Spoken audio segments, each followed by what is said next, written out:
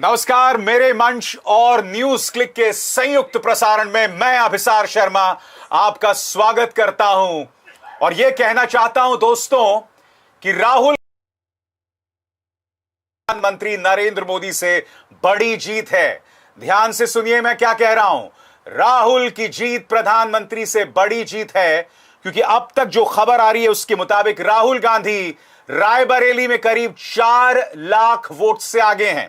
वायनाड में भी करीब 4 लाख वोट से आगे हैं और वो बनारस जिसके बारे में प्रधानमंत्री कहा करते थे ना मुझे किसी ने बुलाया है ना मैं यहां आया हूं, मुझे मां गंगा ने बुलाया है, वहां प्रधानमंत्री अजय राय से, कांग्रेस के अजय राय से सिर्फ 1.5 लाख वोट से आगे हैं। और बावजूद इसके कि ये चुनाव कांग्रेस ने बेमन से लड़ा था। अगर यहां पर जनवरी से ही लगातार कांग्रेस कोशिश कर रही होती तो हम न जाने क्या होता। एक ऐसा वक्त था जब प्रधानमंत्री करीब 11,000 वोटों से जो है वो पीछे थे अजय राय से। तो बड़ी खबर यह कि राहुल गांधी की जीत जो है वो बड़ी है प्रधानमंत्री नरेंद्र मोदी से। मगर मैं आपको कुछ तस्वीरें दिखाना चाहता हूं दोस्तों। ये देखिए, रोता हुआ ये शख्स आप देख नहीं पा रहे होंगे दोस्तों, आपके स्क्रीन पर जो ये व्यक्ति रो रहा है इसका नाम है Pradeep Gupta. Axis my India का प्रदीप गुप्ता, वो शख्स जिसने भारतीय जनता पार्टी को 400 सीटें, एनडीए गठबंधन को 400 सीटें दी थी। आज ये अपने चैनल पर रो रहा है। जी हां, अभी कुछ दिनों तक तो तुम्हें रोना ही है, अभी तुम्हें और जलील होना है क्योंकि इसके जैसे कई पोलस्टर्स ने एनडीए को 400 सीटें दे दी थी दोस्तों, जमीनी जो पूरा सेंटिमेंट था उसे नजरअंदाज करते हुए। आज ये अपने चैनल पर रो रहे हैं दोस्तों, ये हकीकत है। आप और हम सब जानते हैं जब एग्जिट पोल आए थे तो उसके बाद शेयर बाजार में क्या बवाल मचा था, मकसद क्या था इन एग्जिट पोल्स का, आप और हम सब जानते हैं। और आज शेयर बाजार में जबरदस्त गिरावट आई। छोटे छोटे इन्वेस्टर्स जो हैं एक तरह से उसमें कुचल गए। ये जिम्मेदारी से क्या ये पोलस्टर्स बच सकते हैं? और आज ये रो रहे हैं तो ये अपने आप में बहुत कुछ कहता है। मैं आपको बता दूं दोस्तों, आज के मेरे इस प्लेटफॉर्म में मेरे साथ कई खास मेहमान हैं। यहां स्टूडियो में मेरे साथ हैं भाषा और मुकुल, आप दोनों का स्वागत है। और लखनऊ से जुड़ रहे हैं बीबीसी के पूर्व संवाददाता और YouTube channel the ground report के संपादक समीरात्मज मिश्र, आप सबका स्वागत है। तो बड़ी खबर यहां पर समीरात्मज यह है कि भारतीय जनता पार्टी एनडीए को नीचे ला रही है और वो 242 सीटों पर इस वक्त आगे है। मगर सबसे बड़ा खेला उत्तर प्रदेश में हुआ है समीरात्मज। मेरे दर्शकों को ये बताइए, उत्तर प्रदेश में क्या अभी तस्वीर पलट सकती है? क्योंकि इस वक्त समाजवादी पार्टी और कांग्रेस का गठबंधन इस वक्त बराबरी पर है बीजेपी के साथ, जिसकी किसी ने कल्पना नहीं की थी। जो मामला फंसा हुआ मुजफ्फरनगर में दिखाई दे रहा है या मेरठ में दिखाई दे रहा है, क्या मामला पलट सकता है? क्या खबरें मिल रही हैं जमीन से हमें? अभिसार जी, देखिए ये सही बात है। बराबरी पे क्या, इस बीजेपी से अपर हैंड ही है इंडिया गठबंधन का, अभी जहां लीड लिए हुए हैं। लेकिन कई जगहों से ये खबरें आ रही है, मेरे पास व्यक्तिगत तौर पर भी कई जगह से खबर आई कि पोलिंग कुछ देर के लिए रुकी है या कोई प्रॉब्लम है या फिर जानबूझ करके रोकी जा रही है। यानी कुल मिलाकर के कि स्थानीय प्रशासन, इलेक्शन कमीशन के ऊपर इस तरह के आरोप कि इसको डिले किया जाए, देर तक खींचा जाए और शायद जहां पे कम मार्जिन है लीड की उसमें कुछ गड़बड़ी की जाए। जाहिर तौर पर यही इस तरह की खबरें कई जगहों से आ रही हैं। हाँ, ये सही है कि कई जगहों पर मार्जिन बहुत कम है और अभी 2-3 घंटे पहले कहीं हम लोग देख रहे थे कि सपा आगे थी या कांग्रेस आगे थी, तो फिर वो अब बीजेपी हो गई है। जैसे फतेहपुर सीकरी की एक सीट है, इस तरह की और भी कई सीटें हैं। तो लेकिन अब ये है कि क्या होता है कि जब वोट पड़ने लगते हैं, अब ये एग्जिट पोल तो है नहीं, आपने दिखाई दिया चेहरा, और यद्यपि मैं उनकी बात करता भी नहीं हूं लेकिन करना जरूरी है क्योंकि एक डेटा साइंस को इन लोगों ने कहां से कहां पहुंचा दिया। और ये तो सबको पता है कि ग्राउंड पर जो भी रिपोर्टिंग करने गया होगा उसको कहीं भी इस तरह की कंडीशन दिखाई नहीं पड़ रही होगी, चाहे महाराष्ट्र हो, चाहे उत्तर प्रदेश हो, चाहे हरियाणा हो, चाहे जो भी स्टेट। बहरहाल तो अगर उत्तर प्रदेश की मैं बात करूं तो उत्तर प्रदेश में आप ये देख लीजिए कि बनारस में पूरा अमला डटा हुआ था। दो दो तीन तीन कैबिनेट मिनिस्टर, लगातार प्रधानमंत्री के रोड शो, उनकी कैंपेनिंग, रैली, सारी कुछ चीजें हो रही थी। और लीड उन कितनी ले रहे हैं? 1,55,000 की थी कुछ देर पहले, अब बढ़ी घटी हो तो मैं नहीं कह सकता, 10 मिनट पहले की बात बता रहा हूं। और टारगेट इस बार ये रखा गया था कि यहां लीड जो है वो 10 लाख वोटों की ली जाएगी, क्योंकि 2014 और 2019 में उसमें 3-4 लाख की लीड थी, इसलिए ये कहा गया कि अब तो विरोध में कोई है ही नहीं। पता नहीं ये ओवर कॉन्फिडेंस था या फिर ये, मुझे तो नहीं लगता कि अगर ग्राउंड पर ये माहौल चल रहा है उसकी जानकारी भारतीय जनता पार्टी को न रही हो, प्रधानमंत्री नरेंद्र मोदी और गृह मंत्री अमित शाह को न रही। बावजूद इसके ये सारा का सारा नैरेटिव सेट किया गया कि पहले आप जो है एक माहौल बनाइए, उसके बाद उसमें कुछ लोगों से ट्वीट कराइए जो सो कॉल्ड पत्रकार हैं, लेकिन ट्वीट की भाषा देख करके बहुत सारे जो बीजेपी के प्रवक्ता हैं वो भी शर्मा जाते हैं कि यार इतना तो हम भी नहीं कर पाते हैं, कह भी देते हैं कई बार। तो ठीक है, उनसे ट्वीट करवाया गया, वो ऐसे ट्वीट कर रहे हैं जैसे ग्राउंड पे वो सारी चीजें देख रहे हैं, जबकि उनमें से कोई ग्राउंड पे जाने वाला नहीं। और उनमें से समीर आत्मज, उनमें से अधिकतर एंकर्स हैं इत्तेफाकन इन तमाम न्यूज चैनल्स के जो ग्राउंड रिपोर्टर्स थे, वो अपने पोलस्टर्स से इत्तेफाक नहीं रख रहे थे। समीर आत्मज, आप मेरे साथ बने रहिए। भाषा ये बहुत चिंताजनक बात है, जैसा कि जिक्र यहां समीर आत्मज कर रहे हैं कि भाई कई जगहों पर वोटिंग को धीमा किया जा रहा है। अब ये सामान्य प्रक्रिया तो लगती नहीं है। देख चुके हैं ना कि बिहार में और उसी तरह से बंगाल में भी जब ममता बनर्जी हारी थी, मुकाबला बहुत करीबी हो गया था और फिर प्रशासन की मदद से क्या हुआ हम सब जानते हैं। तो ये बहुत चिंताजनक बात है अगर धीमा कराया जा रहा है और इसका फायदा भाजपा को क्लोजली कॉन्टेस्टेड मुकाबलों में हो। हाँ, और इसके बारे में देखिए, इस बार जो चुनाव है विपक्ष ने पहले ही कह दिया था कि आप इस तरह की गड़बड़ी होने की आशंका है। मेरे ख्याल से पहला चुनाव है ये देश का जिसमें पहले से ही विपक्ष ने सारी आशंकाओं को ऑन टेबल रख दिया, बिल्कुल सही समय रख दिया। और तो और वो चुनाव आयोग के यहाँ चले गए, सारे के सारे दल के साथ गए और उन लोगों ने जो 10 सूची दी पूरे पन्ने में, उसमें तमाम चीजें लिख के दी थी। लेकिन मुझे लग रहा है क्योंकि मोदी जी जाने जाते हैं साम दाम दंड भेद के लिए, और सिर्फ मोदी जी का नहीं, जो मोदी तंत्र विकसित हुआ है 10 साल में, उसने दरअसल अंतिम क्षण तक आपदा में अवसर ढूंढने का जो मौका स्लोगन दिया है, उसमें ये आपदा है उनके लिए कि वोट कम हो रहे हैं, मार्जिन कम हो रहा है, तो उसमें वो ये सारे गिमिक्स खेलेंगे। और देखिए इस बार अगर विपक्ष वहां पे जो मौजूद है, जो लगातार बता रहा है कि भाई काउंट, किसने बताया? चुनाव आयोग ने नहीं बताया। ये विपक्षी पार्टियों ने एक्स प्लेटफॉर्म पे, फेसबुक पे, हर जगह डाला कि भाई काउंटिंग धीमी हो गई है। ये हम लगातार ट्रेंड देख रहे हैं कि जैसे ही बीजेपी पीछे हो रही है, सिर्फ उन्हीं सीटों पे हो रही है जहां से बीजेपी जीत रही है। जो सीटों की घोषणा भी की गई है, अधिकतर भाजपा के जो जीती है उन्हीं सीटों की घोषणा हुई है। तो इससे एक ये आशंका बढ़ रही है और मुझे लग रहा है कि इस बार जो चुनाव परिणाम है, हम बात कर रहे हैं 5 बजे अब हिसार, तो लग रहा है जो हिसाब है, क्योंकि 200-200 सीटों की अंतर है, कई जगह 500 के अंतर है, कई जगह 1000 के अंतर है। यहीं पर जिला प्रशासन की भूमिका होती है, यही जो पोलिंग ऑफिसर है उसकी क्रिटिकल भूमिका होती है। और बिहार में तो मैं खुद गवाह रही हूं कि किस तरह से आखिरी मोमेंट पे कम से कम 10 सीटों में ये खेला हुआ बिल्कुल है। मैं बता दूं कि जयराम रमेश का जो बयान आया है, उन्होंने कहा है कि महाराजगंज, बांसगांव, मेरठ, मुजफ्फरनगर सीटों पर जिला अधिकारियों को फोन करके सीटें जिताने के लिए दबाव बनाया जा रहा है। मेरे ख्याल से मुकुल, इस बार विपक्ष तैयार भी है क्योंकि काउंटिंग एजेंट्स मुस्तैद हैं। लगातार अखिलेश कह रहे हैं कि आपको अंत तक मुस्तैद रहना है, अपने लॉयर्स के साथ भी हैं।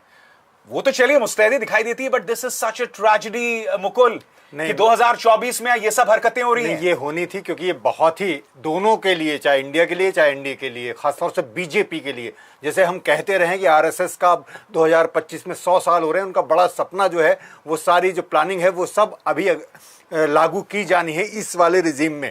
तो ये बड़ा महत्वपूर्ण चुनाव बीजेपी के लिए, मोदी जी के लिए। और मैंने कहा चुनाव बाकी है मेरे दोस्त, क्योंकि अभी कई जगह हमने देखा, अभी जो खबरें आ रही हैं, 20वें राउंड, 21वें राउंड के बाद कोई 500 वोट से आगे हुआ है, कोई 800 वोट से आगे हुआ। यानी ये देखिए 15 राउंड पीछे है, 20 राउंड पीछे है, अचानक से 21वें राउंड में वो आगे आ जाता है। ये बहुत महत्वपूर्ण है इस समय, वरना तो एक जो बन जाता है 5 बजे हम आमतौर पर लोग लाइव बंद कर देते थे और वहां पार्टी कार्यालयों में जय जयकारे हो जाते थे, लड्डू बट जाते थे और भाषण होने लगते थे। अभी हम 5:30 5 बजे जब बात कर रहे हैं तब भी कई जगह अभी ऊपर नीचे चल रहा है। और एक और मैं बात बताऊं, काउंटिंग से नहीं, वोटिंग के दिन से शक है, जहां विपक्ष का ज्यादा मजबूत रहा वहां वोटिंग मशीनें खराब ज्यादा हुई, वहां हमने संबल देखा, हमने तमाम सब चीजें देखी, चांदनी चौक देखा। तो ये सारी चीजें जो वहां से यहां तक आई हैं वो इस समय काउंटिंग में भी वो दिखाई दे रहा है। और मुझे लगता है कि ये जो चाहे ये सतर्कता भी है थोड़ी सी कि जयराम रमेश ये कह रहे हैं, हालांकि अब वो क्या सबूत दे पाएंगे या नहीं, लेकिन मैं ये बता दूं कि मतलब एक एक उस पे वो डटकर खड़े हैं, क्योंकि जरा सी भी ढील दी गई तो कुछ का कुछ हो सकता है, क्योंकि अभी 20 25 50 सीटों पर बहुत बड़ा मैं ज्यादा से ज्यादा मुद्दे लेना चाहूंगा इस वक्त जब आप हमारे इस कार्यक्रम को देख रहे हैं, तो बड़ी खबरें क्या हैं, ज्यादा मुद्दे पर मैं अपने मेहमानों से उनकी राय लेना चाहूंगा। बड़ी खबर यह है दोस्तों कि अयोध्या से बीजेपी हार गई है। अयोध्या जो कि भारतीय जनता पार्टी की राजनीतिक पिच थी, अयोध्या राम मंदिर की प्राण प्रतिष्ठा, अयोध्या 22 जनवरी को कैमरे पर सिर्फ प्रधानमंत्री दिखाई देते हैं, अयोध्या जहां पर राष्ट्रपति द्रौपदी मुर्मू को तब बुलाया जाता है जब राहुल गांधी उस मुद्दे को उठाते हैं, उस अयोध्या में भाजपा को हार का सामना करना पड़ रहा है। समीर आत्मज, दिस इज इनक्रेडिबल, ये अप्रत्याशित है इस तरह की जीत। बड़ा कारण क्या है इसके पीछे, मेरे दर्शक जानना चाहेंगे। समीर आत्मज। अप्रत्याशित नहीं है अभिसार भाई, अप्रत्याशित नहीं है। आपको पता होगा कि इस फैजाबाद सीट का नाम अभी भी फैजाबाद है, यद्यपि शहर का नाम मतलब जिले का नाम और मंडल का नाम अयोध्या हो गया है, लेकिन लोकसभा सीट अभी भी फैजाबाद है। बिल्कुल। फैजाबाद सीट पर अखिलेश यादव ने जिस तरह से इस बार टिकट का वितरण किया है, बहुत ही बढ़िया तरीके से वो जो स्ट्रेटेजी थी बहुत ही बेहतरीन थी। अयोध्या, ये फैजाबाद की सीट जो है ये सामान्य सीट है, लेकिन यहां पर उन्होंने दलित समुदाय से आने वाले अवधेश प्रसाद को, बहुत ही वरिष्ठ नेता हैं, उनको टिकट दिया। 9 बार के विधायक मंत्री रहे हैं, बड़ी अच्छी उनकी इमेज है, और फैजाबाद लोकसभा में 4.5 लाख दलित वोटर हैं।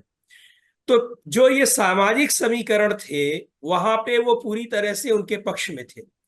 पिछले बार 2019 में आप देखिए कि मोदी जी की वो जो पुलवामा और बालाकोट की लहर जो थी सो कॉल्ड, उसमें भी अयोध्या वाली जीत मात्र 50-55 हजार वोटों से हुई थी। तो यहाँ पे ये अप्रत्याशित नहीं था, लेकिन 2000 अभी जनवरी में इसी साल उसके जो सांकेतिक मायने हैं, उसके सांकेतिक मायने की राम मंदिर का हुआ, और एक समय ये माना जा रहा था कि इस बार का चुनाव तो ये मंदिर ही जिता देगा भारतीय जनता पार्टी को, कुछ करने की जरूरत नहीं है। यद्यपि बाद में वो इतना मतलब उस मुद्दे की चर्चा होनी ही बंद हो गई, ना तो मतदाता कर रहे थे और ना ही भारतीय जनता पार्टी के लोग कर रहे थे। एक बात और बताऊं तो फैजाबाद की सीट पता नहीं अभी अनाउंसमेंट हुई है कि नहीं, लेकिन बहुत बड़ा गैप है, मुझे नहीं लगता कि ये गैप अब भर पाएगा, इसलिए मैं कह रहा हूं जीतने की तरफ जा रही है। बिल्कुल जीतने की तरफ। इसके एक और महत्वपूर्ण सीट की बात मैं आपसे करूंगा, श्रावस्ती सीट भी उसी अयोध्या रीजन में ही आती है। वहां से राम मंदिर, श्री राम मंदिर ट्रस्ट के जो चेयरमैन हैं नृपेंद्र मिश्र, उनके बेटे, उनका नाम है शायद साकेत मिश्र।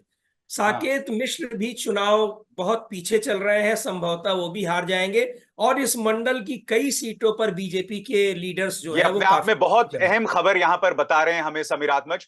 भाषा, इससे ये पता चलता है कि देखिए अब से 3 साल बाद, हालांकि अभी देर है, ये जो जीत दिखाई दे रही है उत्तर प्रदेश में जहां 42-43 सीटों में, ये न सिर्फ समाजवादी पार्टी में एक आत्मविश्वास भर देगी, उसके काडर में आत्मविश्वास भरेगी, बल्कि भविष्य के लिए एक पॉलिटिकल कैलकुलस, एक राजनीतिक इक्वेशन पेश कर रहा है कांग्रेस और समाजवादी पार्टी की, जहां दलित वोटर जो है अब वो कांग्रेस या राहुल गांधी की तरफ उम्मीद से देख रहा है। मायावती की क्रेडिबिलिटी खत्म हो रही है। मैं आपसे समझना चाहता हूं, अयोध्या श्रावस्ती में जो जीत मिल रही है, क्या इसका असर यूपी के अंदर जो धर्म की राजनीति है उस पर वो अंतिम कील लगा देगा? क्योंकि देखिए ये बहुत इंपॉर्टेंट बात है, क्योंकि इसको अगर हम मेरठ से भी जोड़ लें, हालांकि मेरठ में वो आगे पीछे मामला चल रहा है, सारा जोर भी था, लेकिन जिस तरह से कड़ी टक्कर है, और ये तीनों इलाके अगर आप देखिए, जो तीनों सीटें हैं या 4 सीट और 2 सीट और अगर इंक्लूड कर लीजिए आसपास की, यहां पर समाजवादी पार्टी ने जो कार्ड खेला, क्योंकि पॉलिटिक्स में हम कार्ड की बात करते हैं,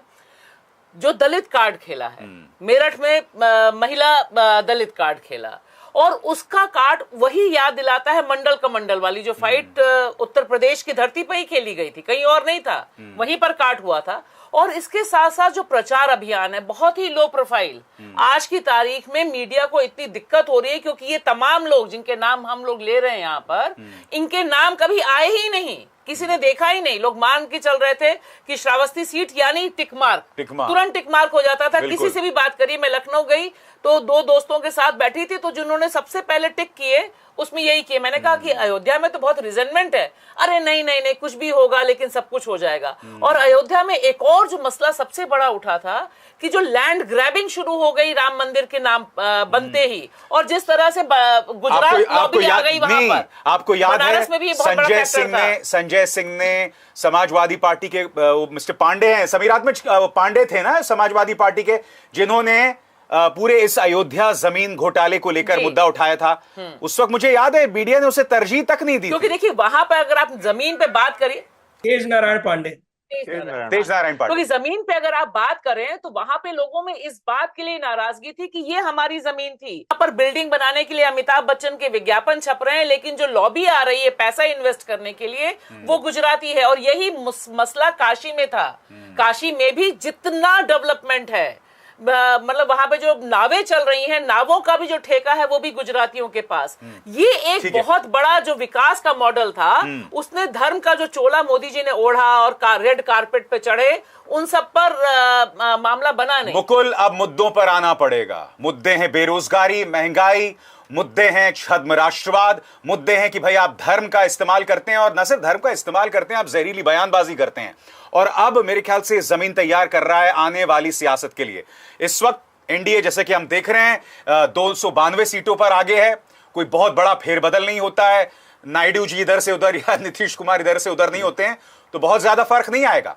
मगर बड़ी खबर यह है, भाजपा अब भी बहुमत से करीब 31 सीटें पीछे है, 31 सीटें पीछे है, और नुकसान करीब 62 सीटों का है।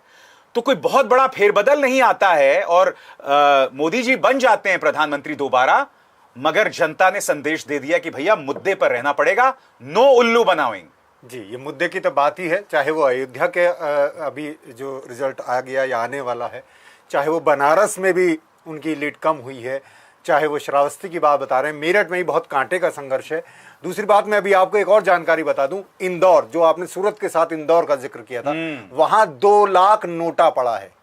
बाप रे बाप, 2 लाख नोटा। क्या हमारे पास है कि भाजपा को कितने कुल वोट मिले? भाजपा को भी काफी अच्छे वोट मिले हैं, काफी अच्छा है, क्योंकि इंदौर गढ़ भी रहा है। हाँ, गढ़ रहा। लेकिन नोटा, ये शायद इतिहास है भारत के अभी चुनाव का कि नोटा 2 लाख से ऊपर चला जाए। ये मैं अभी खबर पढ़ रहा था तो उसमें मुझे ये लगा, हो सकता है कि आगे पीछे हो चीजें, पर एक ये नोटा अगर इतना बड़ा मार्जिन वोट पड़ रहा है, तो यानी जनता ये बता रही है कि हमें ये चीज पसंद नहीं है, हमें ये चीज नहीं चाहिए। अब आप कर रहे हैं मुद्दों की बात, तो मुद्दे अगर इस चुनाव से सबक लेते हैं, क्योंकि एनडीए की सरकार बनेगी निश्चित तौर पर, वो सबसे बड़ा प्रीपो अलायंस है, उसे ही बुलाया जाएगा, राष्ट्रपति उन्हें ही न्योता देंगी, मोदी जी ही शपथ ले सकते हैं। लेकिन अगर सबक नहीं लिया तो फिर, पर यही है कि शायद ये पार्टी, मुझे नहीं लगता कि कोई सबक लेगी और उन मुद्दों पर आएगी, महंगाई। क्योंकि दिक्कत है, भाजपा जो है ना वो अहंकार पर काम करती है, वो एक ऐसी व्यवस्था में काम करती है जहां वो किसी की नहीं सुनेगी, जहां कोई प्रेशर उस पर काम नहीं करता, कोई प्रेशर ग्रुप्स, कोई मीडिया का दबाव, कोई मीडिया के सवाल नहीं है। भैया प्रेस कॉन्फ्रेंस ही नहीं करते हो, भैया आप में हिम्मत ही नहीं है अभिसार शर्मा रवीश को इंटरव्यू देने की, तो अब जाहिर सी बात है खास। मगर मैं यहां एक और चीज बताना चाहता हूं, जो एक किस्म का असमंजस है इस वक्त कि क्या होगा। हम देख रहे हैं कि माननीय मुरेठा चौधरी भाषा, यानी कि सम्राट चौधरी, वो नीतीश कुमार से मिलने गए थे। नीतीश कुमार जो किंग मेकर साबित हो सकते हैं, 12-15 जितनी भी सीटें आने वाली हैं, 12 पे भी हाँ, आगे हैं। तो उन्होंने मुलाकात नहीं की है। भाषा ये क्या बतलाता है? देखिए, इससे ये पता चलता है कि बिहार में खलबली बहुत है, नीतीश बाबू इस पूरे चुनाव प्रचार में बेहद असहज रहे। अपना झंडा बैनर, मतलब लोग ये पूछ रहे थे कि जनता दल यू का निशान क्या है, क्योंकि वह तो कमल हिलाते हुए ही नजर आ रहे थे और मोदी जी उनको ऐसे ऐसे ठोक भी रहे थे कि भाई ठीक से हिलाओ जरा, है ना। वो भी तस्वीर खूब चली, बहुत वायरल हुई, मैं उस समय बिहारी में थी। तो ये एक सर्वाइवल की फाइट नीतीश ने लड़ी है, और नीतीश हमेशा अंडर प्ले होकर गुल खिलाते हैं, क्योंकि उनको पता है कि एक कास्ट वोट बैंक उनके साथ है, जो उन्होंने लंबे समय से काम किया है। ईबीसी खास तौर से, ईबीसी को जो योजनाएं उन्होंने दी हैं, महिलाओं को जो योजनाएं दी हैं, उसमें एक उनकी पैठ बनी हुई है। तो एक बात जो साफ होती है कि नीतीश हो सकता है, क्योंकि अभी उनके साथ अभद्रता तो बहुत तगड़ी हुई है। मंच पर भी मोदी जी ने कटाक्ष किया नीतीश जी पर कि उम्मीद है कि यहीं बने रहेंगे, वापस उधर नहीं जाएंगे। तो और जिस तरह से वो चुनाव परिणाम के एक दिन पहले आकर मोदी जी से, मतलब यहाँ पे दिल्ली आकर अपना एजेंडा सेट करके गए, तो उससे लगता है कि हो सकता है उन्हें लग रहा हो, और उनकी दिली तमन्ना, मुझे लगता है अगर नीतीश जी से पूछा जाए और वो डर के बिना अगर इंटरव्यू दे हम लोगों को, तो वो बताएंगे कि एक बार तो मैं प्रधानमंत्री या उप प्रधानमंत्री बनना ही चाहता हूं, और उसके बिना, क्योंकि कुर्सी तो वो नहीं छोड़ते हैं, उनकी खासियत यह है कि सब कुछ हो जाए, मुख्यमंत्री की कुर्सी उन्हीं के पास रहती है, और वहां से वो सीधे छलांग लगा के दिल्ली आना चाहते हैं। और इसीलिए उन्होंने बिहार में इस तरह का रिजल्ट सब कुछ होने के बावजूद मेंटेन किया। ये बहुत इंपॉर्टेंट है। और देखिए, अब इससे खेल सकते हैं। अब इससे ये पता चल रहा है मुकुल कि देखिए यही वजह थी कि नीतीश को इतनी कोशिशों के चलते वापस भाजपा अपने खेमे ले आई। कई लोगों ने एक संज्ञा दी, थूक कर चाटना, क्योंकि इसी नीतीश कुमार ने अपनी पुलिस से पिटवाया था भाजपा के कार्यकर्ताओं को। इन्हीं मुरैठा, माननीय सम्राट चौधरी ने मुरैठा पहन लिया था, मगर फिर भी अपमान का घूंट पीकर लाए। मगर उसका असर देखिए न हो रहा है, गठबंधन को फायदा है। अब सोचिए यही नीतीश कुमार अगर तेजस्वी के साथ रहते तो न जाने उसका क्या असर पड़ता। और तेजस्वी ने शायद इसी वजह से थोड़ा सॉफ्ट कॉर्नर अब तक रखा है। कल एक दिन पहले तक उन्होंने बहुत चाचा को कुछ गरियाया नहीं है, कुछ कहा नहीं है, और वो कह रहे हैं कि पलट भी सकते हैं चाचा। तो ये तो एक महत्वपूर्ण है। पर मैं एक चीज हमने बिल्कुल डिस्कस नहीं की, मुझे लगता है एग्जिट पोल ने पढ़ा नहीं पढ़ा, ये तो साफ दिख रहा है कि वो नहीं पढ़ पाया ग्राउंड पर। बीजेपी ने मुझे लगता है पढ़ लिया था। इसलिए मैं आप दोनों से पूछना चाहता हूं, ये जो ट्रांसफर, पोस्टिंग, एक्सटेंशन हुआ है, क्या बीजेपी ने ये मैंडेट पढ़ लिया था और उसे आशंका था कि इससे भी नीचे जा सकती हैं चीजें? मुझे लग रहा है कि बीजेपी ने मैंडेट पढ़ लिया। मुझे ऐसा लगता है कि भारतीय जनता पार्टी एक ऐसा फोर्स है जो प्लानिंग करती है साहब। वो प्लानिंग हर सूरत में करती है। वो चुनाव लड़ती है तो प्लानिंग करती है, चुनाव के बाद की प्लानिंग करती है। विपक्षी दल वहां तक पहुंच नहीं पाते हैं। जो उनकी प्लानिंग, देखिए इतनी गंभीरता से वो देश के मुद्दों पे बात नहीं करते हैं, मगर वो कम से कम चुनावों को लेकर उनकी जो प्लानिंग है अभूतपूर्व है। और मेरे ख्याल से समीर आत्मज वही दिखाई देती है जमीन में भी, उत्तर प्रदेश में भी। हालांकि अखिलेश के जज्बे के सामने उन्होंने घुटने टेक दिए। समीर आत्मज, देखिए ये प्रशांत किशोर जो कुछ दिन पहले उन्होंने कहा है, और किस वजह से उन्होंने कहा, खुद बेनकाब हो गए। एक बार जब वेस्ट बंगाल का चुनाव जीता था अभी लेटेस्ट ममता बनर्जी ने, उस समय वो उनकी स्ट्रेटजी बना रहे थे। उस दौरान आपको याद होगा उनका एक स्टेटमेंट आया था कि अमित शाह को जबरदस्ती जो है वो कहा जाता है कि वो बहुत बड़े चाणक्य हैं और बहुत बड़े वो स्ट्रेटजी बनाने वाले हैं और क्या क्या चीजें हैं। उन्होंने केवल उन्हीं जगहों पर बीजेपी को जिताने में मदद की है जहां दूसरी पार्टियों की सरकारें थी, उनके खिलाफ एंटी इनकम्बेंसी थी। उन जगहों पर वो पहुंचे और उन्होंने लोगों को मिलाया या फिर दूसरे दलों के लोगों को तोड़ा और ये सारी चीजें की। तो ये बिल्कुल सही बात है। एक 2014 में जब बीजेपी केंद्र में आई, उस दौरान कई राज्यों में या तो कांग्रेस पार्टी की सरकार थी या तो फिर रीजनल पार्टीज की थी। उत्तर प्रदेश में जैसे सपा बसपा लगातार सरकारों में थी, और जगहों पे भी उनका इन्होंने उनके खिलाफ एक माहौल बना करके उसका फायदा उठाया। लेकिन दोबारा जीतने की स्थितियां बहुत कम ही राज्यों में आई। उत्तर प्रदेश में भी ये 2022 में जब दोबारा आए हैं तो आप देखिए कि मार्जिन कितना कम हो गया है। जो कहा 330 के करीब सीटें थी वो घट करके बहुत 280 के आसपास आ गई। और भी जगहों पे इस तरह की स्थितियां रही। तो ये परिस्थितियां आप समझ लीजिए, और आपके पास इतनी पावर है कि आप किसी भी तरीके से उसका इस्तेमाल कर सकते हैं। कि सरकार आपकी नहीं, आपके पास विधायक नहीं है लेकिन सरकार आप बना ले रहे हैं। तो ठीक है। ये सब चीजों को कोई स्ट्रेटजी, चाणक्य नीति ये तो नहीं कहेंगे ना, ये तो पद और सत्ता का दुरुपयोग कहेंगे, इससे ज्यादा क्या कहेंगे आप। बिल्कुल समीर आत्मज, और कई सस्ते चाणक्य भी आ गए थे भाषा, प्रशांत किशोर सरीखे, वो व्यक्ति कहाँ है आज मुंह छुपाए बैठा है? नहीं, और देखिए, कितना कितनी बेटस हर चैनल पर वो बैठे थे। जब लिखना शुरू किया कि तमाम कॉर्पोरेट मीडिया, गोदी मीडिया उन्हें हाथों हाथ, अरे भाई 1 घंटे पहले यहाँ, 1 घंटे बाद यहाँ, 1 घंटे बाद यहाँ, तभी साफ हो गया था कि एजेंडा क्या है और उनका क्रेडिबिलिटी क्या थी। भाई इस बार खाली है कि चंद्रबाबू नायडू के वो सलाहकार हैं, पीछे से आगे से सपोर्ट कर रहे हैं, लेकिन आप ये देखिए कि जिस तरह से इन लोगों को वेटेज मिली और इन लोगों ने बैटिंग शुरू की, मंडल कमंडल भी नहीं भूलिए, कई सोशल मीडिया पे मंडल कमंडल भी बहुत से फूल खिला रहे थे कमल के, तो वो जो सारी पॉलिटिक्स थी वो एक दुविधा पैदा करने वाली थी। वो राहुल गांधी और इंडिया गठबंधन को डिस्क्रेडिट करने वाली कि अरे ये कैसे बनेंगे, ये मोदी का कैसे विकल्प हो सकते हैं, ये माहौल जो बना अभिसार। और इसमें देखिए जो उन्होंने बात की, उसमें मैं आपको बताऊं कि एक आंकड़ा था जिसमें मैंने भी स्टोरी की थी, तकरीबन 8,000 से अधिक विपक्ष के नेताओं को, कार्यकर्ताओं को उधर से इधर लाया गया 2024 के चुनाव के लिए। और ये आंकड़े बहुत दिलचस्प हैं अपने आप में कि किस तरह से नीचे के कैडर से लेकर असम आप उठा के देख लीजिए, पूरा नॉर्थ ईस्ट उठा के देख लीजिए, पूरा आप जो अभी पूरा ऑपरेशन लोटस चला वो देख लीजिए, गोवा की सरकार देख लीजिए, दिल्ली में जो मिशन चला, पंजाब में जो कोशिश की गई, वो आंकड़े ऐसे हैं कि जो हम लोगों को लगता है कि अरे सिर्फ नेता ही नहीं, नीचे से जो जा रहे, मध्य प्रदेश पूरी कांग्रेस साफ हो गई, सारी की सारी कांग्रेस उधर से इधर आ गई, गुजरात में खात्मा हो गया। तो ये जो एक चाणक्य नीति जिसे कहा जाता है, या जैसे कहा जाएगा मास्टर स्ट्रोक, ये खरीदने के अलावा की बात कर रही हूं, खरीद फरोख्त तो अलग है, ये सब कुछ 2024 के लिए हुआ। तो आप सोचिए कि 2024 का ये जो नतीजा है, इतना सब खेलने के बाद करोड़ों रुपए खर्च हुए होंगे इलेक्टोरल बॉन्ड्स के बियॉन्ड, क्योंकि खरीद फरोख्त जो हुई है, सरकारें गिरी हैं, सरकारें बनी है, गोवा हो, महाराष्ट्र हो, सब हमारे सामने है। तो ये जो मुकुल सीक्रेट इलेक्टोरल बॉन्ड्स, गुप्त चुनावी चंदे का जो परिणाम हम सरकारें गिरने में, विधायकों को चार्टर्ड प्लेन से इधर से उधर ले जाने में देखे, क्या उसका परिणाम ये एक्सेस पोल्स भी हो सकते हैं?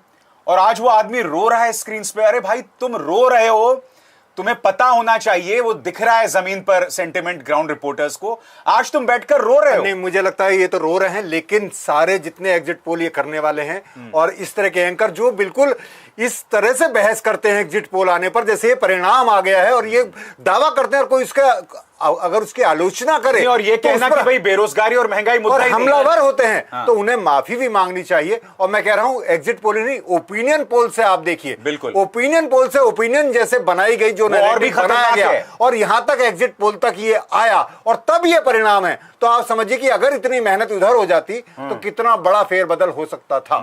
देखिए, मैं इस वक्त अपने दर्शकों को बता दूं कि करीब 100 सीटों पर पहुंच गई है कांग्रेस, 100 सीटों पर। जी हां, यह अपने आप में काफी मायने रखती है खबर। और भाजपा को करीब 62 सीटों का नुकसान है, 241 पर जो है पहुंच गई है भाजपा, 100 सीटों पर कांग्रेस। राहुल गांधी के लिए क्या मायने इसका? देखिए, राहुल गांधी के लिए मायने है कि उन्होंने अपने क्रेडेंशियल्स प्रूव कर दिए, धारा के विपरीत सब कुछ, मतलब मेरे ख्याल साम दाम दंडभेद बहुत छोटा फ्रेज है। आप सोच लीजिए कि सारी मशीनरी, मीडिया से लेकर कोर्ट से लेकर हर जगह से उनको दबाने की, उनकी आवाज को रोकने की कोशिश इस तरह से की गई कि हर सूरत में उनका ना प्रचार हो, ना उनकी जो बात हो। लेकिन राहुल गांधी ने इस 2024 के चुनाव का एजेंडा सेट किया, यह अपने आप में बहुत खास बात है। और इतना साहस दिखाया अभिसार, देश का पहला चुनाव है जो कॉर्पोरेट लूट पर हुआ, पहले दिन से लेकर आखिरी दिन तक वो अंबानी अडानी का नाम लेने में मजबूर, मतलब पीछे नहीं हटे, बल्कि उन्होंने मजबूर कर दिया मोदी जी को कि अपने परम मित्रों को वो कोसने लग जाए, उनका नाम काले धन के संदर्भ में लेना इस्तेमाल कर। ये दावा कहना कि मैं कहलवा सकता हूं मोदी जी से जो चाहूं, तो ये अपने आप में बहुत अहम है। समीर आत्मज, मैं राहुल के बारे में एक बहुत स्पेसिफिक सवाल आपसे पूछना चाहता हूं। हम जानते हैं कि उत्तर प्रदेश में प्रियंका गांधी वाड्रा के नेतृत्व में कांग्रेस ने लड़ाई लड़ी थी, मुंह की खानी पड़ी। मैं समझना चाहता हूं, राहुल ने जिस तरह से संविधान को खतरे का मुद्दा उठाया, जिस तरह से उन्होंने जुगलबंदी की राहुल के साथ, इसका असर राहुल के जनाधार पर क्या पड़ रहा है? उत्तर प्रदेश की हम बात करें तो। हाँ, एक छोटा सा अपडेट दे करके आपके सवाल का जवाब दे रहा हूं। उत्तर प्रदेश में समाजवादी पार्टी अब 38 सीट्स पर लीड कर रही है, कांग्रेस 7 पर कर रही है और बीजेपी 31 पे, 31 पे। अब आपके सवाल पर मैं आता हूं। देखिए, दो चीजों की हम लोग शायद चर्चा नहीं कर पाए, और बहुत ही महत्वपूर्ण चीज है भाषा की, लैंग्वेज की। भाषा जी बैठी हुई है, लेकिन ये हम उस भाषा की बात कर रहे हैं जो नेताओं ने भाषा बोली है।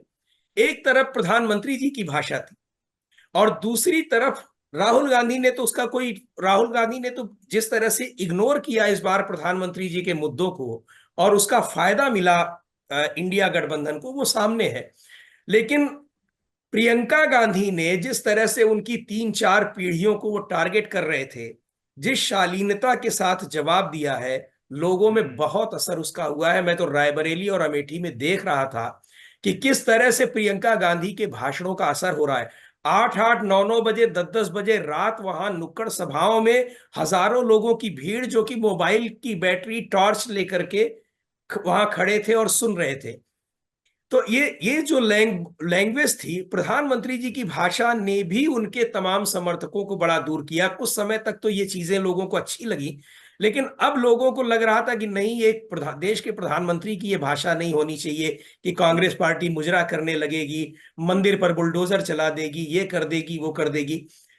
तो इन सब चीजों ने जो एक माहौल राहुल गांधी में, और दूसरे ये भी है कि राहुल गांधी को एक अभी तक उनको डिफेम करने का जो बीजेपी ने काम किया, डिफेम करते करते उनके खिलाफ कैंपेन चलाते चलाते आखिरकार राहुल गांधी को नेता भी उसी बीजेपी ने बना दिया। मैं समीरात्मज आपको रोक रहा हूं। खबर ये आ रही है अजय मिश्रा टेनी हार गए हैं।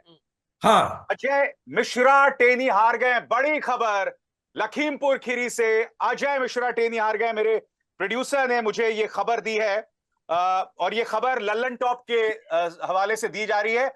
अजय कुमार टेनी का, क्योंकि हमें नहीं भूलना चाहिए कि अजय गृह मंत्री ने मंच पर खड़े होकर कहा था कि मैं इस आदमी को और बड़ा करूंगा। बहुत ही त्वरित प्रतिक्रिया, 30 सेकंड में शायद आपसे हमारा संपर्क भी टूट जाएगा। क्या समीर आत्मज?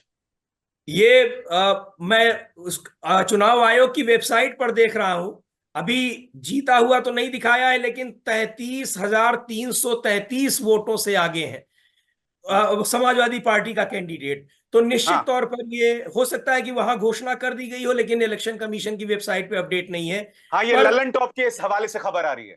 जी। तो लेकिन इतना, वही जैसे शुरू में भी मैंने कहा था कि इतना बड़ा गैप अब हो पाना, चूंकि अब शाम के 5:30 बज भी रहे हैं, सारे राउंड की काउंटिंग हो ही चुकी होगी, तो अब यही रिजल्ट होगा। तो करीब लगभग 34,000 वोटों से वो हार गए हैं। ये खबर मैं बहुत बहुत शुक्रिया आपका समीर आत्मज। मेरे ख्याल से किसानों के लिहाज से भाषा, ये खबर मायने रखती है। और देखिए, इसका जिस तरह से प्रचार हुआ था वहां, प्रियंका गांधी और सारे लोग जिस तरह से गए थे, और उन्होंने सीधे कहा था कि क्या जिन लोगों ने मारा है आप उनके पक्ष में खड़े होंगे या उनका बदला लेंगे। तो किसानों ने जिस तरह से एकजुट होकर जवाब दिया, यह बहुत बड़ी बात है, क्योंकि इस चुनाव में जो मोदी का अहंकार था, उससे बड़ा अहंकार अमित शाह का भी दिख रहा था। बहुत ज्यादा। जिस तरह आप से मंच पर खड़े कह रहे हैं कि मैं इस आदमी को और बड़ा कर दूंगा। हाँ, बड़ा कर दूंगा। इसका मतलब क्या होता है? बड़ा करने का मतलब क्या होता है? ऑलरेडी आपका वो मंत्री है, इंपॉर्टेंट पोस्ट पे आपने रखा है, तो ये एक बहुत क्लियर मैसेज है कि किस तरह से ये किसान। अच्छा, एक और खबर, पाटलिपुत्र से रामकृपाल यादव पीछे चल रहे हैं। ये खबर भी आ रही है बिहार से।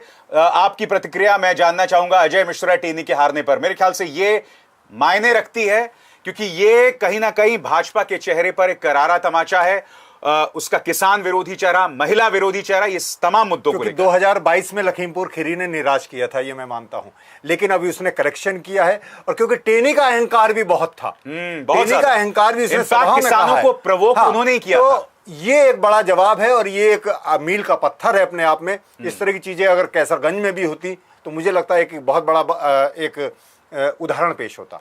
और देखिए आरके सिंह जैसे पीछे जा रहे हैं आरा से हाँ। मैं यहाँ याद दिलाऊंगी कि उत्तराखंड में जब टनल धंसी थी वहां पे बिहार के भी कई इंजीनियर और बाकी लोग थे। तो ये क्योंकि आरा के ही हैं, इनसे लोगों ने कहा, तो उन्होंने कहा कि पहले हम देखेंगे कि प्रोजेक्ट तैयार हो। तो इसे लेकर एक बहुत बड़े पैमाने पे मैं जब आरा गई तो वहां पे लोग पैम्फलेट्स और पोस्टर बांट रहे थे कि यह शख्स बिहारी मजदूरों और इंजीनियर को बचाने के बजाय वो प्रोजेक्ट और उस कंपनी को बचाने की बात कर रहे थे, और आज वो भाकपा माले के उम्मीदवार सुदामा प्रसाद से पीछे चल। तो देखिए बड़ी खबर क्या है, अजय टेनी जो है चुनाव हार गए हैं लखीमपुरी से। बड़ी खबर यह भी है कि बहुमत से भाजपा 31 सीटें पीछे है, अपने दम पर बहुमत नहीं मिल रहा है। ये एक टिप्पणी है प्रधानमंत्री की लोकप्रियता पर। बड़ी खबर यह भी है कि उत्तर प्रदेश से भाजपा को करारी हार का सामना करना पड़ रहा है, मगर इसमें एक बहुत बड़ा राइडर है। ये सब रुझान है, इस वक्त काउंटिंग को धीमा कर दिया गया है। इस देश में कुछ भी हो सकता है, इंतजार करना पड़ेगा। अवतार स्वरूप प्रधानमंत्री हैं, चंडीगढ़, क्योंकि अभी पिक्चर बाकी है, चुनाव बाकी है, अभी काउंटिंग चल रही है। और कोई ये भी कह चुका है मैं बायोलॉजिकल नहीं हूं, मैं तो ईश्वर का दूत हूं। तो ईश्वर के दूत अक्सर क्या चमत्कार करते हैं लोकतंत्र में, हम सब चंडीगढ़ में देख चुके हैं, चंडीगढ़ में देख चुके हैं। चलिए दोस्तों, आप जुड़े मेरे मंच पर और न्यूज क्लिक पर, आप सबका बहुत बहुत धन्यवाद। और तमाम जो मुद्दों और उनकी जानकारी हम आप तक लाते रहेंगे। अभिसार शर्मा, भाषा और मुकुल और समीरात्मज को दीजिए अनुमति। नमस्कार।